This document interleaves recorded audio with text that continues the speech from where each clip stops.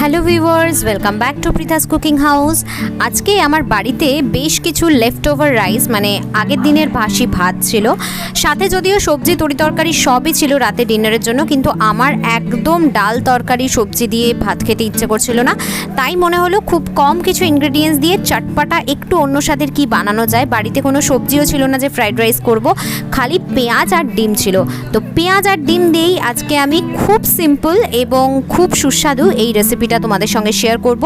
এটা হচ্ছে egg fried rice. চালটা যদিও দেরাদুন রাইস বা বাসমতি রাইস নয়, ফ্রাইড রাইসের রাইস নয়, আমরা বাড়িতে নর্মাল বাঁশকাঠি চালের ভাত খাই, তো সেই বাঁশকাঠি চালের ভাতই ছিল, সেই ভাত। আর সাথে ডিম আর পেঁয়াজ দিয়ে আমি এই রেসিপিটা তৈরি করেছি। এটা কিন্তু খুব অল্প ইনগ্রেডিয়েন্টস দিয়ে তৈরি করা, কিন্তু যদি রেগুলারকার ভাত ডাল তরকারি খেতে ইচ্ছে না করে আর বাড়িতে যদি সবজি না থাকে, তাহলে কিন্তু এইভাবে তোমরা অবশ্যই করতে পারো। এটা খেতে কিন্তু জাস্ট দুর্দান্ত লাগে। আমি আর আমার মা দুজনাই কিন্তু দারুণ খেয়েছি।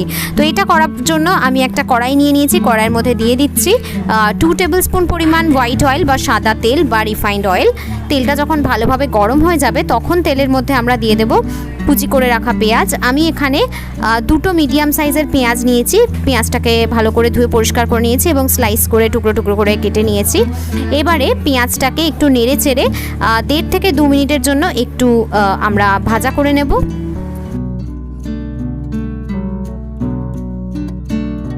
পেঁয়াজের মধ্যে দিয়ে দেবো একদম সামান্য 1 চিমটে পরিমাণ একটু লবণ, যাতে পেঁয়াজের মধ্যে একটু সুন্দর একটা স্বাদ আসে বা টেস্টটা একটু এনহ্যান্স হয় তার জন্য। তারপরে আবারও খুব ভালো করে নেড়ে চেড়ে মিক্স করে দেবো। আর পেঁয়াজটা 1.5 থেকে 2 মিনিটের জন্য খুব ভালো করে আমাদের একটু ভেজে নিতে হবে। 2 থেকে 2.5 মিনিট পর দেখুন পেঁয়াজটা কিন্তু খুব সুন্দরভাবে ভাজা হয়ে গেছে। পেঁয়াজের মধ্যে একটা সুন্দর কালার চেঞ্জও হয়ে এসছে। এবারে আমরা একটা খুন্তির সাহায্যে পেঁয়াজটাকে কড়াইয়ের সাইডে করে দেব এবং কড়াইয়ের মাঝখানটা ফাঁকা করে নেব। এবারে ওই কড়াইয়ের মাঝখানে যে ফাঁকা জায়গাটা, সেখানে আমরা 2টো ডিম ফাটিয়ে কড়াইয়ের মধ্যে অ্যাড করে দেব। ডিম 2টো ফাটিয়ে কড়াইয়ের অ্যাড করে নেওয়ার পরে আমরা সামান্য পরিমাণ একটু লবণ ডিমের ওপরে স্প্রিঙ্কল করে দেব, যাতে ডিমের মধ্যেও একটা সুন্দর টেস্টটা আসে বা টেস্ট ইনহ্যান্স হয় তার জন্য। তারপরে একটা খুন্তির সাহায্যে কিন্তু আমাদের ডিমটাকে একদম নেড়ে চেড়ে খুব ভালোভাবে ঘেঁটে দিতে হবে, মানে একটা স্ক্র্যাম্বলড এগ বা ডিমের ভুজিয়া করে নিতে হবে।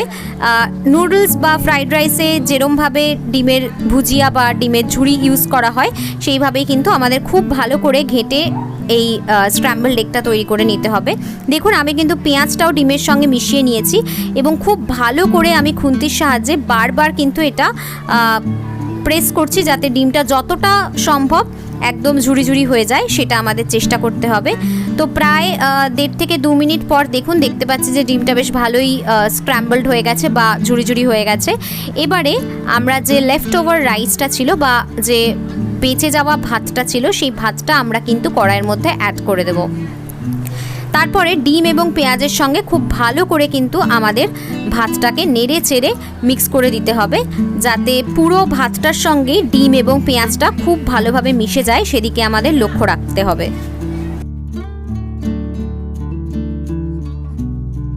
ডিম এবং পেঁয়াজের সঙ্গে খুব ভালো করে নেড়েচেড়ে ভাতটাকে মিশিয়ে দিয়েছি এবং তারপরে প্রায় 2.5 থেকে 3 মিনিট ধরে ভাতটাকে কিন্তু আমরা ফ্রাই করে নিয়েছি। তো এবার দেখুন ভাতটা মোটামুটি বেশ ভালোই ফ্রাই হয়ে গেছে। আরও 2 থেকে 3 মিনিট একটু ফ্রাই করে নেব, তাহলে স্বাদটা আরও বেশি হবে। আরও 2 থেকে 3 মিনিট পর এবার আমরা এর মধ্যে দিয়ে দেব লবণ। আগে আমরা সামান্য পরিমাণ লবণ পেঁয়াজ ভাজার সময় এবং ডিম ভাজার সময় দিয়েছিলাম। এবার ভাতের টেস্টটা এনহ্যান্স করার জন্য স্বাদ অনুযায়ী আমাদের লবণ দিতে হবে। লবণ দেওয়ার পর আমি অ্যাড করছি আজিনামোটো বা এমএসজি। আজিনামোটো বা এমএসজি অনেকেই হয়তো খান না, অনেকেই বলেন যে শরীরের জন্য খুব একটা ভালো না, তবে মাঝে মধ্যে খেলে কিন্তু খুব একটা ক্ষতি হয় না। এটা যেহেতু আমি চাইনিজ স্টাইলে ফ্রাইড রাইস তৈরি করছি, তাই আজিনামোটোটা দিলে কিন্তু টেস্টটা অনেক বেশি ভালো হয়। আপনারা চাইলে অবশ্যই স্কিপ করতে পারেন, তবে স্কিপ না করে যদি আজিনামোটো একটু ব্যবহার করা হয় তাহলে কিন্তু খুব ভালো লাগে খেতে।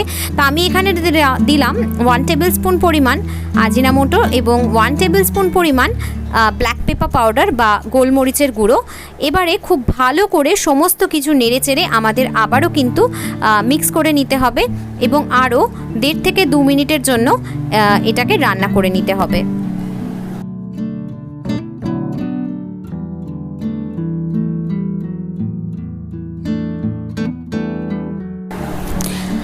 আরও 1.5 থেকে 2 মিনিট পর দেখুন ভাতের মধ্যে কিন্তু সুন্দর একটা কালার চেঞ্জ হয়ে গেছে, যেহেতু গোলমরিচ দেওয়া হয়েছে তাই জন্য।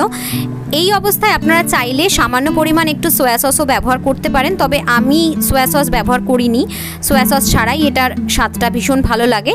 তো দেখুন আমাদের এগ ফ্রাইড রাইস কিন্তু একেবারে রেডি টু বি সার্ভড। এবার আমরা গ্যাসটাকে অফ করে দেব এবং গরম গরম এই এগ ফ্রাইড রাইস সার্ভ করব।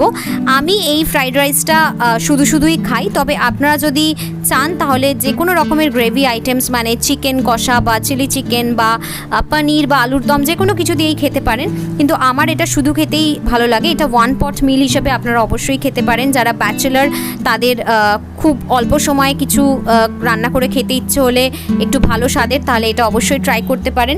আবার অনেক সময় কি হয়, রাতের বেঁচে যাওয়া ভাত থাকলে পরের দিন সকালে ব্রেকফাস্টেও কিন্তু আপনারা ব্রেকফাস্ট হিসেবে এই আইটেমটা দিতে পারেন।